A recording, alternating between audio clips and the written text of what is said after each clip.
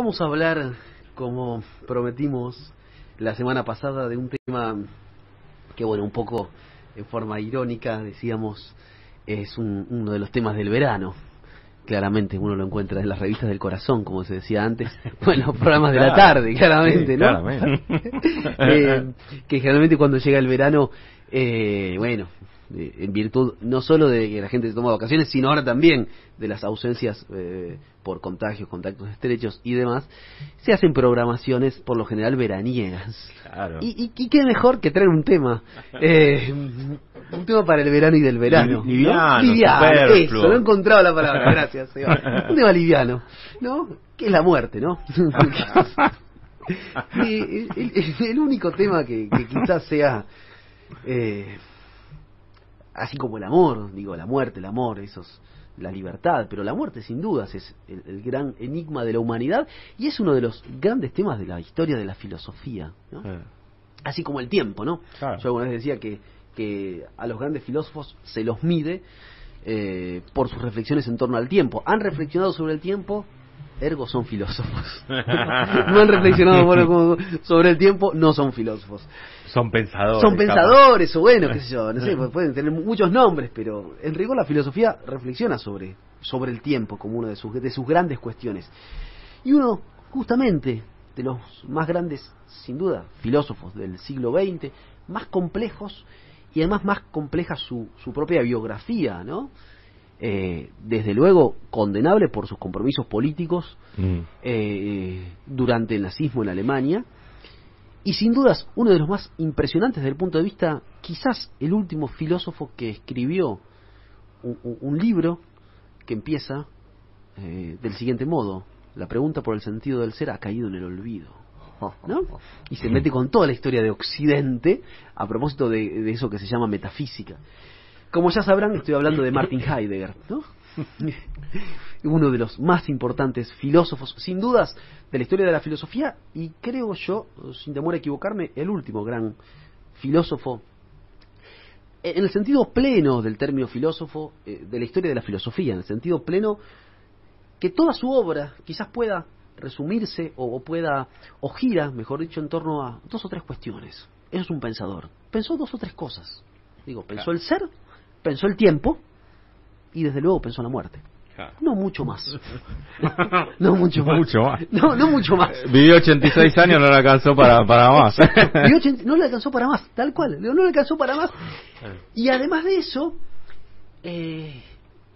vuelve una y otra vez en todos sus libros y en todas sus Vorlesungen, como se dice en alemán, sus lecciones que se van publicando y se siguen publicando, ¿no? El proyecto de la obra completa de Heidegger abarca más de 100 volúmenes y siempre van apareciendo nuevas clases que han sido o bien son sus apuntes o bien son apuntes de alumnos que se van publicando, ¿no? Y aparecen siempre los mismos temas, ¿no? Siempre eso es un filósofo. Bueno, este filósofo en particular, Martin Heidegger, publicó un libro luego de 10 años que él no publicaba nada. Estamos en 1927. Él tenía que concursar para una cátedra, la cátedra que estaba o había pertenecido la había ocupado su maestro Husserl, el padre de la fenomenología, ¿no? Esa corriente de pensamiento de comienzos del siglo XX, fundamentalmente en Alemania. Él tenía que concursar para esa cátedra y hacía casi 10 años que no publicaba nada, y junta algunos apuntes que tenía, como quien dice, voy a ver los apuntes que tengo en casa. Junta algunos apuntes, esos apuntes son nada más ni nada menos que Ser y Tiempo. En muy pocos meses sistematiza Ser y Tiempo, algo así como menos de 6 meses lo sistematiza. Obviamente el tipo se dedicaba a pensar y a escribir obviamente en soledad. No, alguien que digo, uno podría contar muchas anécdotas de la vida de Heidegger, muchísimas, pero para no aburrirlos y por mor de la brevedad, porque hoy esto se puede hacer un poco largo. Ya les estoy diciendo, mirá. ya les estoy diciendo, no quiero aburrirlos. Tenemos todo el tiempo del mundo. Yo me acomodo, mirá. Seba se está acomodando literalmente, ¿no? Él se jactaba de no haber ido nunca a ningún congreso de filosofía. Porque claro, para Heidegger los congresos de filosofía eran algo así como lugares en donde se trataban de un modo burocrático cuestiones que hacen a la metafísica, la pregunta por el sentido del ser, ¿no? No obstante ello, mandó una adhesión al Congreso de Filosofía del 49, al que iba a venir por invitación de su amigo Carlos Astrada, que lo estaba organizando, y bueno, que lo organizaba... El que organizó Perón. El que organizó Perón en 1949, ¿no?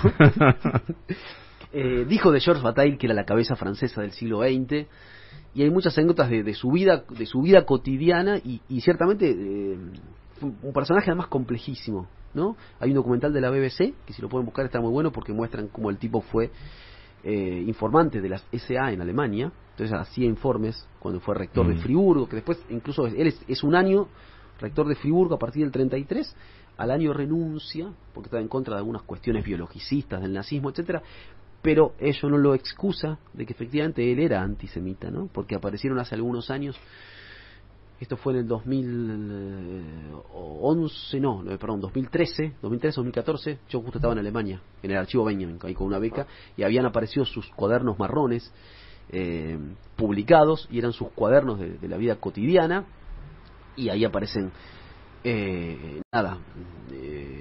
frases de él, de su vida cotidiana, tremendamente antisemitas, con lo cual es un personaje muy complejo, ¿no? Sí, sí. Y además eso fue sometido a un proceso, cuando Alemania se desnazifica, fue sometido a un juicio, en donde van a declarar, entre otras personas, Hannah Arendt, que había sido alumna y amante de Heidegger, judía ella, emigrada a los Estados Unidos, y entre otros testimonios por el de Hannah Arendt es que él no va preso, entre otras cosas, ¿no? Él fue director de una universidad, sí, ¿no? Claro, Durante él fue el rector nazismo. de la Universidad de Friburgo, asume en el 33 y al año renuncia. Él incluso también es compleja porque él le salva la vida a algunos estudiantes, pero eso no niega que le era en sus cuadernos, y fue informante de la CCA. Él le pasaba informes a la CCA. Esto está en un documental de la BBC. A mí esas cosas siempre me generan. ¿Cómo puede ser una persona tan inteligente? Tan inteligente, una persona que además uno lee su filosofía y es lo contrario del biologicismo, de la superioridad racial, etcétera, claro, ¿no? Claro. De hecho, él recupera un poeta al que esperemos llegar a visitar hoy, porque esto se está extendiendo, discúlpeme, esto se puede extender mucho.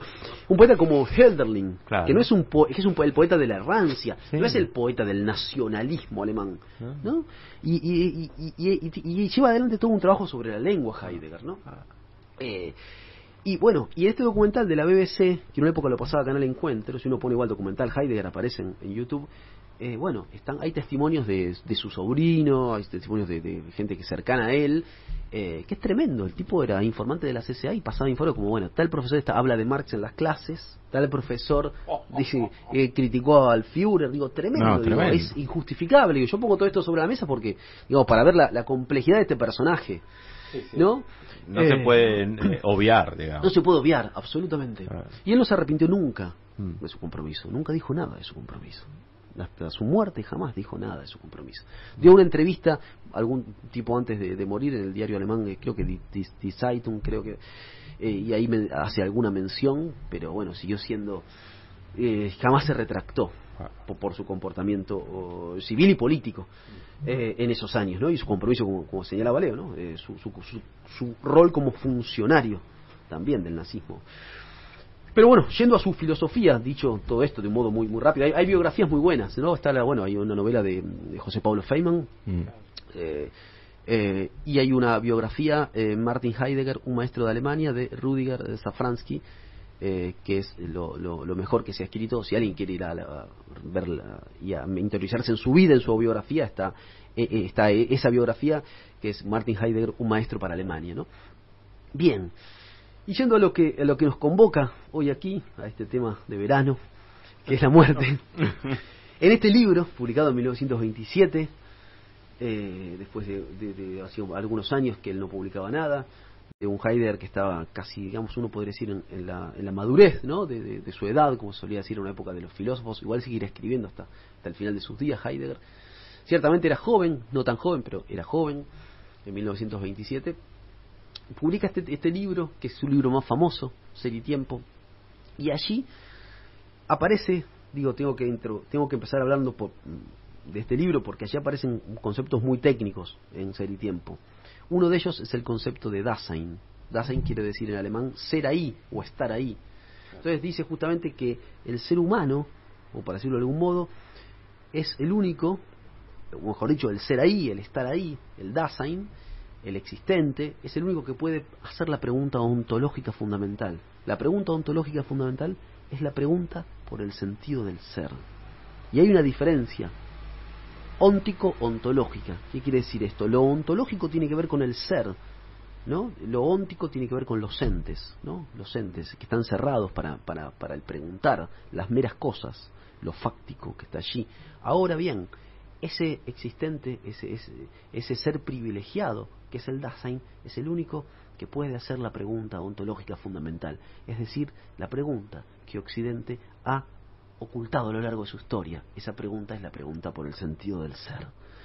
Ahora bien, ¿qué características tiene el existente humano? Bueno, que está en un estado de abierto al preguntar, pero también que está en un estado de abierto, quiere decir que está arrojado entre otros entes, y al mismo tiempo que su ser no está completo, no está cerrado, por así decirlo, sino que está abierto a lo que Heidegger llama existenciarios. El habla, la disposición anímica, las habladurías muchas veces son, ¿no?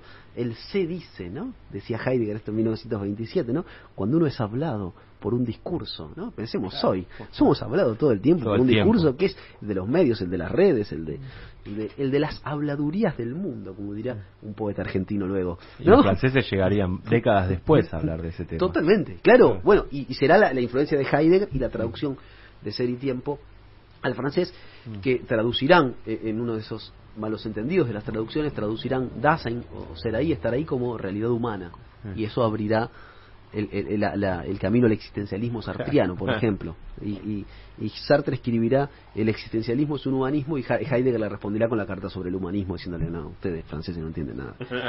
Ahí hay uno solo en Francia que me entiende, el resto son todos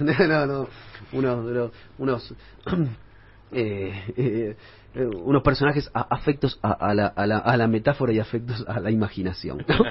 Pero volvamos con Heidegger. Estamos entonces con este existente que tiene distintos existenciarios, como dice Heidegger, y que en definitiva está atravesado por algo fundamental, ¿no? Que es este estado de abierto, y que es una pregunta que le llega al existente humano, y es la pregunta que dinamiza la existencia, es la pregunta quizás fundamental, aquella que va junto con la pregunta por el sentido del ser, que es la pregunta que se abre ante el miedo a la muerte. Entonces Heidegger coloca la muerte en el centro de su filosofía. La filosofía de Heidegger, lejos de ser una filosofía, uno podría decir en otro sentido, no sé, una filosofía de la vida, es una filosofía, en todo caso, que se interroga, que considera a la muerte, podríamos decir, como una tentativa de captar la posibilidad de ser un todo del Dasein, del existente humano. Es ante la amenaza de la muerte, es ante el temor a la muerte, es ante el miedo a la muerte, que el Dasein, es decir, el existente humano, el ser ahí, el estar ahí, comienza a hacerse quizás las preguntas fundamentales. Y quizás, de un modo especular, Borges y Heidegger coinciden. Hay uno de los cuentos más bellos de Borges, que es El Inmortal, ¿no? ¿Cómo seríamos si fuésemos o si fuéramos inmortales?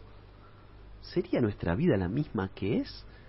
La conciencia de la finitud, ¿acaso no nos define en cada elección que tomamos y en cada perspectiva que se abre ante el miedo a la muerte? ¿No estamos eligiéndonos y eligiéndonos al mismo tiempo en términos singulares y en términos colectivos? Si no hubiera muerte, ¿de qué estaríamos hechos? ¿Seríamos humanos? O sea, la muerte está en el centro de la reflexión de Heidegger. Y la muerte y el miedo que conlleva la muerte, justamente, podemos decir que en Heidegger es la línea del horizonte del pensamiento. La muerte no puede existir. Hablando con propiedad, no hay ninguna ontología de la muerte, ya que la muerte no es nada, y tampoco tenemos experiencia de ella, y sin embargo es la condición de posibilidad de la experiencia. Además, por ser intransferible, porque solo se muere en el momento de totalidad, en el momento en el que te morís, ya no hay lenguaje, ya no hay palabra, ¿no? Y sin embargo está allí presente todo el tiempo, y le tememos a la muerte, ¿no? Y además la muerte aparece justamente, acá hay algo que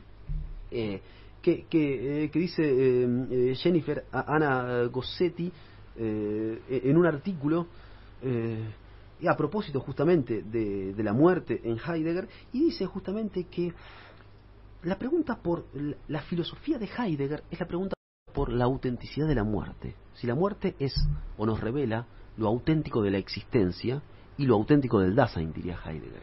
Y dice que en definitiva Heidegger es quizás el primero de los filósofos. Después vendrán algunos también, luego de Heidegger, pienso, no sé, en Blanchot, pienso en el propio Bataille, ¿no?, que en esa época pensaba cosas que iban en ese sentido. Justamente coloca la pregunta fundamental y el miedo a la muerte y a la superación de dicho temor en el sentido en el que Platón lo había presentado en la apología de Sócrates. Sócrates justamente en la apología que escribe Platón señala que tener una relación virtuosa con la muerte significa ante todo reconocer nuestra ignorancia frente a ella, pero más aún reconocer que nos define en tanto, y acá empezamos con el trabalengua heideggeriano, ¿no?, que se han hecho muchos chistes con Heidegger, la nada nadea, ese tipo de cosas, ¿no? Pero Heidegger efectivamente dice que la muerte es la posibilidad más propia y al mismo tiempo más impropia del existente humano, ¿no? Es la más propia porque es la más singular, y es la más impropia porque es la que nunca se puede experimentar en primera persona. Claro. Por lo tanto estamos hablando de algo casi como una suerte de estrategia de la demora, que nunca llegará, o que cuando llegue ya no tendremos nada más para decir. Bueno, sobre esa paradoja es que se asienta Ser y Tiempo, y se va a mover buena parte de la filosofía de Heidegger, ¿no? Justamente en este ser para la muerte, como dice efectivamente el propio Heidegger en una definición también de una suerte de existenciario del Dasein. Dice Heidegger en Ser y Tiempo: la muerte es la posibilidad más propia y al mismo tiempo más impropia del Dasein. La muerte, podemos decir, de los otros no deja lugar a dudas, pero efectivamente, para el filósofo alemán, la muerte está allí, en el centro de eso para lo que no tenemos palabras. Pero la muerte es propia del mismo modo, podemos decir, que la finitud traza una temporalidad, porque es mi futuro último, es mi fin, la muerte, que me singulariza radicalmente, porque solo yo moriré. Eso que en alemán es, Heidegger dice, el Gemeinigkeit, en cada caso mío, en cada caso mío, en cada caso mío es en cada momento en el que Heidegger diría precurso la muerte, como una posibilidad que uno no se atreve a pensar del todo. Porque a uno no se atreve a pensar la propia. Si uno piensa la propia muerte, y esto también es un homenaje a mi querido amigo Leo Ronchetti, que muchas veces hemos hablado, y yo le dije una vez, vamos a hablar de la muerte en Heidegger y de la angustia. ¿Cuál es uno de los existenciaros del Dasein? La angustia. Claro. El angustiarse, el miedo a la muerte y la angustia. Pensar radicalmente en la muerte o colocarnos a pensar en la muerte nos angustia terriblemente y nos coloca en un estado de aburrimiento también, ¿no? Pero un aburrimiento que es, y esto Heidegger también como gran filósofo lo había visto, un aburrimiento que es, no quiero usar la palabra creativo, pero que es poético en cierto sentido y que es profundamente filosófico y humano. Si pensamos, las drogas generan dopamina, el chocolate genera dopamina, las pantallas generan dopamina, ¿no?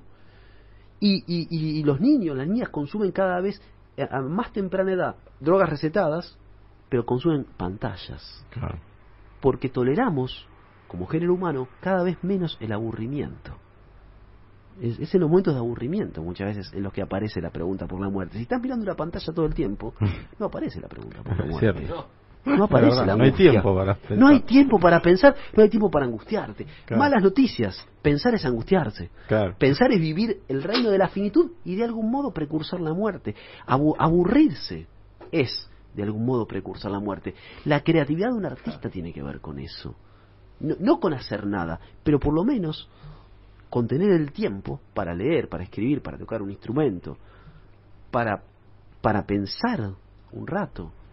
Lo otro no, es una repetición mecánica que genera una sustancia en el organismo, bueno, que adormece, en cierto sentido, ¿no? Que anestesia, en cierto sentido, ¿no?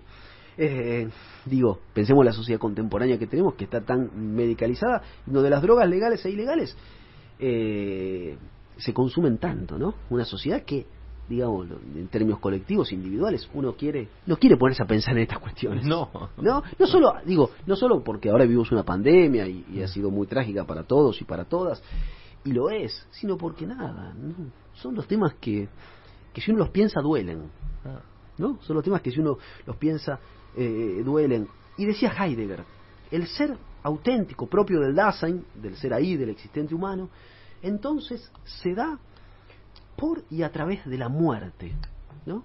Aun cuando esa muerte, podemos decir, es el todavía no es del Dasein. El todavía no es, pero quizás no, inexorablemente, quizás, yo también le quería poner un quizás, no llegará inexorablemente, y a las personas que amamos, efectivamente, aun cuando el todavía no es del Dasein no ha alcanzado este extremo, sin embargo inminente, parece dejarlo todo como un todo fuera de su alcance, ya que la muerte nunca nos es propia, salvo con respecto a la que destruye su propio ser. Por lo tanto, la pregunta heideggeriana, como muy bien señalará luego Maurice Blanchot, otro amigo de este programa, es la pregunta acerca de si uno puede morir. Je peux mourir, dice Blanchot, es una pregunta sobre el je. Si solo soy en la muerte, entonces nunca soy. Si la posibilidad más propia del Dasein es la muerte, entonces nunca soy. Siempre viviré en eso que Heidegger dice es la impropiedad. Siempre viviré en las habladurías. Siempre viviré en el mundo hoy, digamos, de las pantallas, del entretenimiento, de las habladurías. Porque enfrentarse con lo más genuino, con lo más auténtico, es enfrentarse con el aburrimiento. Es, como dice Heidegger, precursar la muerte, anticipar la muerte, con toda la gravedad que eso tiene. En este sentido, justamente, nos dice, y ahora voy a citar a Heidegger en Ser y Tiempo, disculpen el parágrafo que se titula En el bosquejo de la estructura ontológica existencial de la muerte. El tipo de hablar de la muerte, además te pone con términos así, o le decís, Martín, que me estás haciendo una receta. Dice, la muerte es una posibilidad del ser, la muerte es una posibilidad de ser de la que el Dasein mismo tiene que hacerse cargo cada vez. Si nos tenemos que hacer cargo cada vez. En la muerte, el Dasein mismo, en su poder ser más propio, es inminente para sí. En esta posibilidad, al Dasein le va radicalmente su estar en el mundo, es decir, su ser en el mundo, su estado de abierto, con otros existentes, pero también con otros entes, digo, pues somos entes y al mismo tiempo somos entes privilegiados que podemos preguntarnos y podemos precursar la muerte, es decir, tenemos conciencia de la finitud. Cuando el Dasein es inminente para sí, como esta posibilidad de sí mismo, queda enteramente remitido a su poder ser más propio. Su poder ser más propio, paradójicamente, ese es el lugar de la imposibilidad absoluta, que es la muerte, ¿no? Siendo de esta manera inminente para sí, quedan desatados en él todos los respectos a otros Dasein. Bueno, y sigue un poco técnicamente Heidegger, y agrega Martin, esta posibilidad más propia e irrespectiva es al mismo tiempo la posibilidad extrema. Esa posibilidad extrema es, desde luego, la muerte, es, desde luego, eso que nos angustia y eso que a cada momento tenemos allí y que queremos retrasar. Es el poder ser, dice Heidegger. Paradójicamente, poder ser que es la muerte. La muerte es la posibilidad, dice Heidegger, de la radical imposibilidad de existir, siempre con la paradoja. Por eso muchos lo odian a Heidegger, ¿no? Porque no se respetaba la lógica bimodal, la lógica clásica, ¿no? El ser es, el no ser no es. Heidegger todo el tiempo está con unas lógicas que se llaman paraconsistentes cuando escribe el ser es y no es, al mismo tiempo. Cosas que no suceden en la vida cotidiana, o sí, de verdad, si uno lo piensa en ese sentido pleno, ¿no? La muerte se revela así como la posibilidad más propia, sigue diciendo Heidegger, irrespectiva e insuperable. Como tal, ella es una inminencia sobresaliente. Además tenía un lenguaje, en ese tiempo no tanto, pero después va a tener un lenguaje cada vez más poético, Heidegger, ¿no? Porque va a reflexionar sobre la poesía, y mucho, ¿no? Y quería, si me permiten, dar un salto y recuperar a un poeta que escribió sobre la muerte, y es Rainer Maria Rilke. Más o menos, otro para el verano, Rilke, otro para el verano, ¿no? Y en los cuadernos de Malte él allí habla, ¿no?, de una muerte auténtica o personal, y efectivamente habla del miedo de Malte, que no es el miedo a la muerte en sí, sino a la muerte inauténtica de una persona anónima, especialmente a una muerte institucional o tecnológica, una que niegue precisamente ese, en cada caso mío, de la muerte, una muerte que no es propia. Malte teme a una muerte carente no solo de especificidad, sino de humanidad, ¿no? Y dice allí, en sus diarios, escribe Rilke, ¿no?, el deseo de tener una muerte propia es cada vez más raro. Dentro de poco será tan raro como una vida personal. Pareciera ser que está hablando de esta época, ¿no? Pareciera ser que está hablando de esta época. Se llega, se encuentra una existencia ya preparada. No hay más que revestirse con ella, si se quiere partir o si se está obligado a marcharse. Sobre todo, nada de esfuerzos. Voilà, votre mort, monsieur. Se muere de la muerte, que forma parte de la enfermedad que se sufre. Se muere habitualmente de una de las muertes asignadas al establecimiento. Muerte trivial, sin todos los requisitos de la humanidad. Pareciera ser que está hablando de la serialización de la muerte, pareciera ser que está hablando desde, uno podría pensar, desde campos de concentración hasta hospitales con protocolos, ¿no?, donde uno no puede despedir a las personas, a los seres queridos, ¿no? Pareciera ser que está hablando de eso, Rilke, ¿no? Y efectivamente también es un poeta recuperado por Heidegger, al igual que otros grandes poetas como Hölderlin, ¿no? Digo, pensaba en Hölderlin, ¿no? Quería leer justamente aquí un poema que se llama Experiencia de la muerte, de Rilke, y dice allí: no sabemos nada de ese irse allá que no comparte con nosotros, no tenemos razón para mostrar admiración y amor u odio a la muerte, a la que una boca de máscara, de trágico lamento, deforma extrañamente. Aún está el mundo lleno de papeles que representamos, mientras que nos preocupa si de verdad gustamos. Actúa igual la muerte, aunque no guste. Ojo. Pero cuando te fuiste, irrumpió en esta escena una franja de realidad a través de aquella grieta por donde te marchaste. Verde, de verde, verde, luz de sol verdadera, un bosque de verdad. Seguimos actuando, declamando la temerosa y lo duramente aprendido, y elevando gestos de vez en cuando, pero tu existencia alejada de nosotros, apartada de nuestro drama, puede a veces invadirnos, cayendo como un saber de aquella realidad, de tal modo que arrebatados durante un rato, representamos la vida sin pensar en el aplauso. Digo, mientras quizás queremos gustar, mientras seguimos en esta época que diría Heidegger, en esta época de habladurías, en esta época de decires inauténticos e impropios, mientras esperamos el me gusta de las redes, efectivamente lo que sucede, lo que pasa es la vida. Y quizás no vayamos esperando eso, sin haber vivido, paradójicamente, de un modo auténtico, ni siquiera pudiendo precursar esa quizás la única razón por la que seguimos vivos, que es que aún no ha llegado la muerte.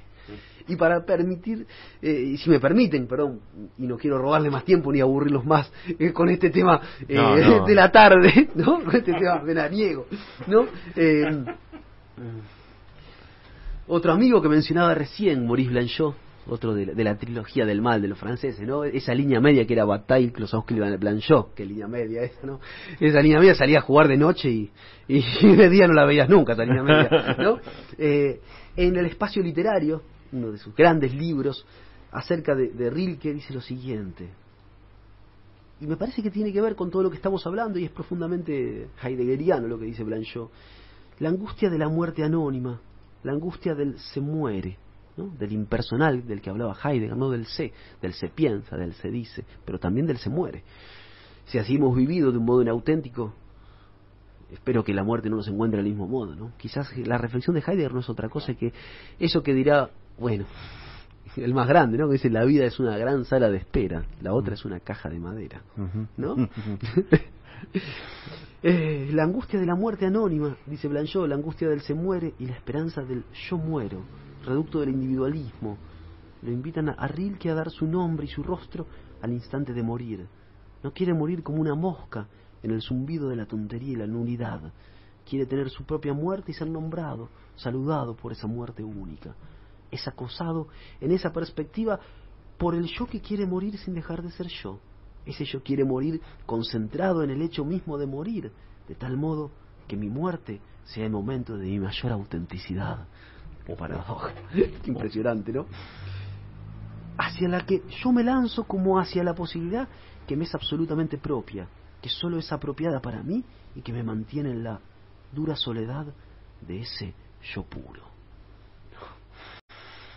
Entre la autenticidad y la inautenticidad, entre la propiedad y la impropiedad, se mueve buena parte de la reflexión de Ser y Tiempo en torno a la muerte, esa, paradójicamente, posibilidad impropia que viviremos y jamás la contaremos. Pero para hablar justamente de esa posibilidad impropia, para hablar de eso, lo sabía muy bien Heidegger, que dejaría de escribir filosofía y empezaría a hacer poesía hacia el final de su vida. El lenguaje, la lengua, la verba de los filósofos poco tiene para decir, porque alguien se preguntó alguna vez, ¿y si hubieras contraído compromiso con la muerte? ¿Y si hubieras muerto acaso peleando o creyendo o intentando escaleras para atrapar las espaldas del cielo? Habrías traído gloria hacia allá, hacia desde donde ya no se vuelve. Pero también, ¿qué habrías dejado? Fábula y polvo entre mis cofrades mortales. Y eso es lo que somos, para decirle, mientras estemos vivos, al día decirles, buen día, día.